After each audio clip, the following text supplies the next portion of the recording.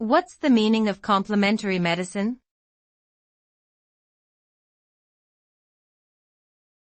Complementary medicine.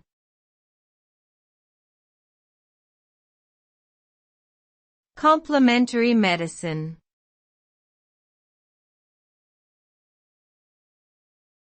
Complementary medicine.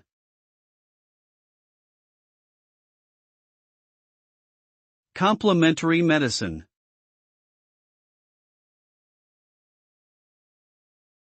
Complementary medicine refers to the range of treatments and therapies that are used in conjunction with mainstream medical care. These may include practices such as acupuncture, herbal medicine, massage therapy, and yoga. The goal of complementary medicine is to support the body's natural healing processes and to improve overall well-being.